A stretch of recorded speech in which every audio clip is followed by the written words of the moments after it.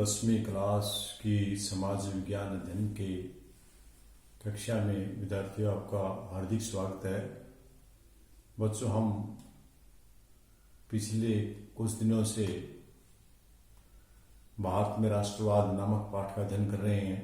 पिछली वीडियो में मैंने इसका संक्षिप्त परिचय भी आपको दिया था इस पाठ का, लेकिन हम आगे बढ़ते हुए इसी श्रेणी में आज आपको करा रहे हैं भारत में राष्ट्रवाद नामक पाठ में से करा रहे हैं प्रथम विश्व युद्ध जो 1914 से 18 के बीच हुआ के दौरान और बाद में भारतीय लोगों को किन कठिनाइयों का सामना करना पड़ा। पहले बेटा प्रश्न को अच्छी तरह से समझें। जब प्रथम विश्व युद्ध हुआ था, यहाँ एक प्रश्न आपका ऑप्शन टाइप में बनता है कि प्रथम विश्व युद्ध कब से कब तक रहा, तो 1914 से लेकर 1918 तक प्रथम विश्व युद्ध हुआ था। इसके दौरान या उसके बाद में भारतीयों के सामने क्या क्या समस्याएं। सीधी सी बात है, जब युद्ध हुआ होगा तो काफी सारी समस्याओं का सामना करना पड़ा होगा। वे कौन सी समस्याएं थी जो भारतीय नागरिकों को सहनी पड़ी, उनकी हम चर्चा करेंगे। आपको प्रश्न पहले अच्छी तरह से समझ लेना है, क्योंकि हम इस प्रश्न का अध्ययन इसलिए कर रहे हैं। हमारा भारत में राष्ट्रवाद हुआ, वो भारत में लोगों में देश के प्रति जागृति क्यों हुई, वे कुछ विशेष परिस्थितियां रही थी। वो कौन सी परिस्थितियां रही थी, और 1914 से 1948 तक का दौरान विश्व युद्ध जब हो रहा था, उस दौरान या उसके बाद में जिन जिन कठिनाइयों का, जिन जिन समस्याओं का भारतीय नागरिकों को सामना करना पड़ा, जिसके कारण भारत में राष्ट्रवाद का उदय हुआ, वे कौन कौन से थे, वे निम्नलिखित थे। इस बात पर हम चर्चा करेंगे। तो आओ बेटा हम बता देते हैं कि इसको प्रथम विश्व युद्ध 1914-18 के दौरान और बाद में भारतीयों ने जिन समस्याओं का सामना किया वे निम्नलिखित थे। उन्होंने सबसे पहले नंबर पर आते हैं, इस युद्ध में नई आर्थिक और राजनीतिक स्थिति पैदा कर दी। जब भी कोई युद्ध होता है तो युद्ध के तो पूरे ही परिणाम निकलते हैं, हर पक्ष को नुकसान नहीं होता है जन धन का। इसी प्रकार जब प्रथम विश्व युद्ध हुआ तो उसमें जो राजनीतिक स्थिति थी वो हमारी कुछ अलग तरह की हो गई, क्योंकि जो पहले वाले नेता थे वे काफी अलग तरह के थे। जो नई आर्थिक पैसा खर्च हुआ वो अलग हो गया, और जो नए राजनीतिक लोग आए उन्होंने अलग से रक्षा खर्च शुरू किया, नई तरीके से पाबंदी की। जो नैतिक सरकार मौके पे हमारे ऊपर राज कर रही थी, उन्होंने रक्षा के नाम पर अनेक खर्चे बढ़ा दिए। हमारे देश पर रक्षा के नाम पर लोगों पर अनेक खर्चा का बोझ डाल दिया, जिससे लोगों को और महंगाई का सामना करना पड़ा और उनका जीवन और दुर्लभ हो गया। नंबर 2, इस युद्ध के दौरान तेजी से कीमतें बढ़ी। जैसे कि पहले बताया कि अंग्रेजों ने, औपनिवेशिक सरकार ने अनेक प्रकार के खर्चे बढ़ा दिए रक्षा के नाम पर और अनेक नाम पर, होम चार्जेस के नाम पर अनेक खर्चे बढ़ाने के कारण कीमतें बड़ी तेजी से बढ़ने लगी। यहाँ तक कहा जाता है कि 1913 में जो कीमतें थी वे 1918 तक जाते जाते लगभग दोगुनी हो गई थी। हर वर्ष में कीमतें दोगुनी हो गई थी, जो भारतीय किसानों के लिए, भारतीय नागरिकों के लिए बहुत बड़ी जटिल समस्या थी।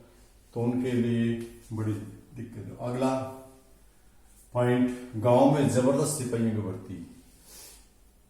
हमारे पुराने समय में, जिस समय का ये जिक्र है 1914 से 18, लोग नौकरी की तरफ नहीं जाते थे, अपना काम करके करना चाहते थे।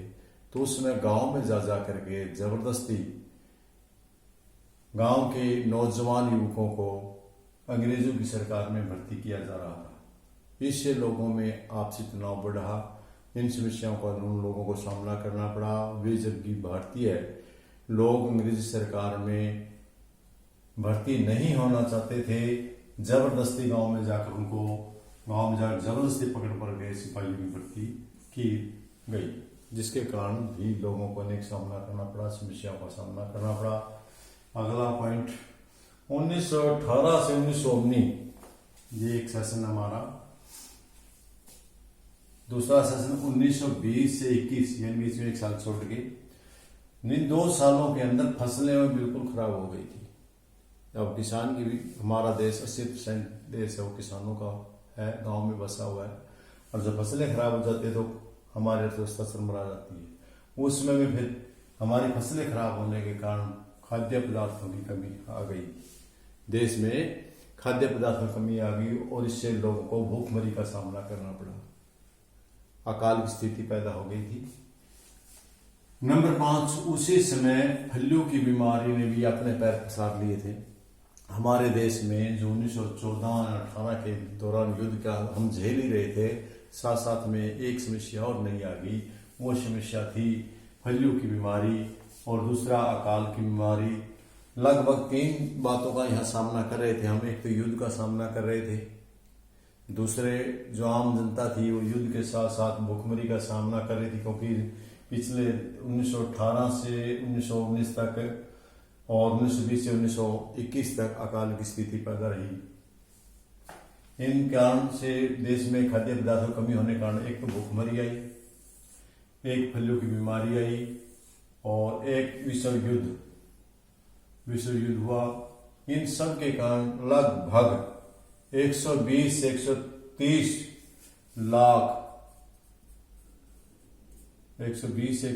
लाख लोगों की मौत हुई। उस समय का बहुत बड़ा आंकड़ा था ये। तो ये सारी की सारी समस्याएं भारतीय लोगों को इस दौरान सहनी पड़ी, जिनके कारण उन लोगों में राष्ट्रवाद की भावना पैदा हुई।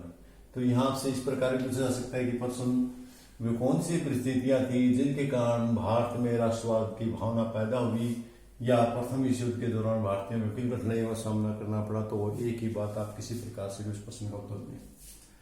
इसके साथ हम नेक्स्ट क्वेश्चन पर चलते हैं। नेक्स्ट क्वेश्चन है खिलाफत और असहयोग आंदोलनों से आप क्या समझते हैं। जैसे कि नाम से ही आपको पता है खिलाफत, इस पर मैं टिप्पणी पहले भी दे चुका हूं। खिलाफत का होता है खिलाफ हो जाना। ये खिलाफत आंदोलन 1919 में शौकत अली और मोहम्मद अली के द्वारा अंग्रेजों के खिलाफ चलाया गया था। सबसे पहले तो ये दो नेता थे, इनके सहयोगी और भी होंगे। शौकत अली और मोहम्मद अली मुसलमान थे। तो इन्होंने क्या किया था कि जब प्रथम विश्व युद्ध हुआ तो अंग्रेजों के साथ एक संधि कर ली।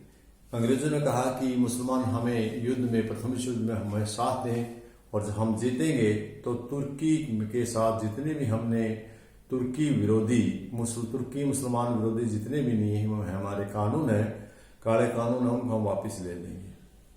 लेकिन प्रथम विश्व युद्ध के समाप्त होने पर भी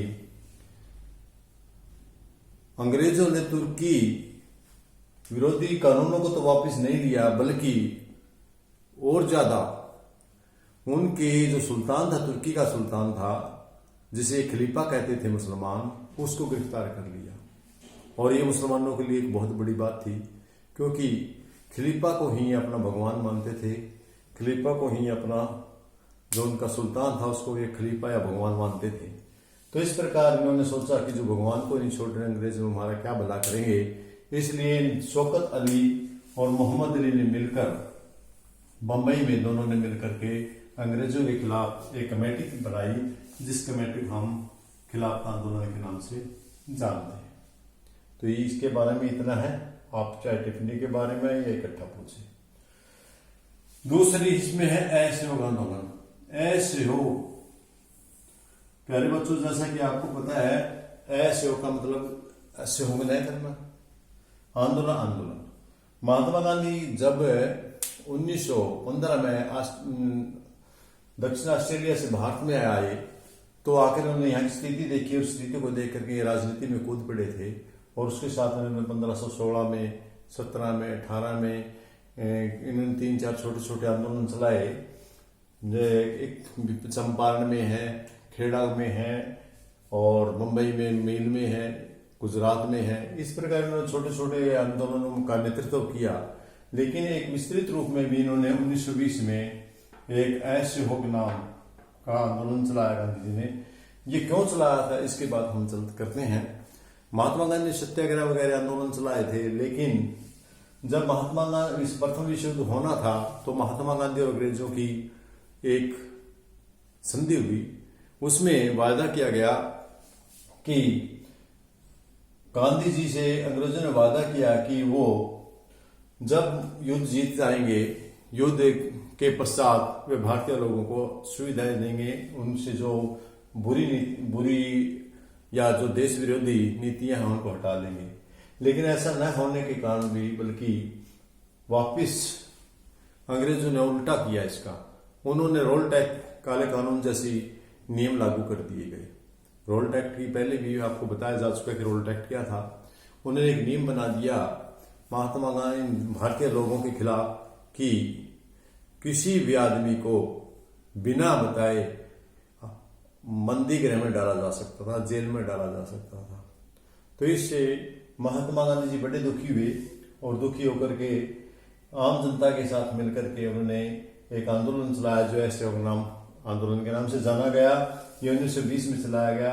इस आंदोलन के अनुसार विद्यार्थियों ने स्कूल जाना छोड़ दिया, विद्यार्थियों का स्कूल नहीं जाए, और वकीलों ने वकालत करनी छोड़ दी, वकील न्यायालय में जाना छोड़ दिया, न्यायाधीशों ने न्यायालय में न्यायाधीश जाना छोड़ दिया, कर्मचारियों ने अपने काम पर, अपनी नौकरी पर जाना छोड़ दिया।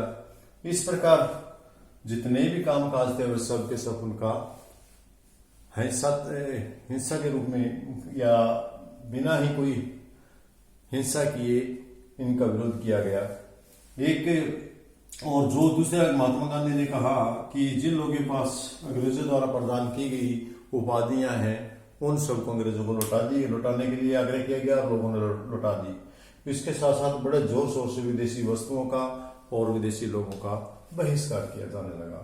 तो ये इसका अपना असहयोग आंदोलन के बारे में था। तो बच्चों, आज हमने इस वीडियो में आपको 2 क्वेश्चन कराए। पहला क्वेश्चन, जो दोनों क्वेश्चन आपके भारत में राष्ट्रवाद नामक पाठ के अभ्यास के प्रश्न हैं, तो दोनों प्रश्न आप बड़े अच्छे से समझे भी होंगे और आपने किए भी होंगे, और आगे आप इसको करते रहेंगे। और इसी प्रकार हमारे चैनल पर आप वीडियो देख करके सीखते रहेंगे। लॉकडाउन के दौरान छुट्टियों का फायदा उठाते रहेंगे। धन्यवाद। ओके, कल फिर मिलते हैं अगले वीडियो में। Okay, thank you.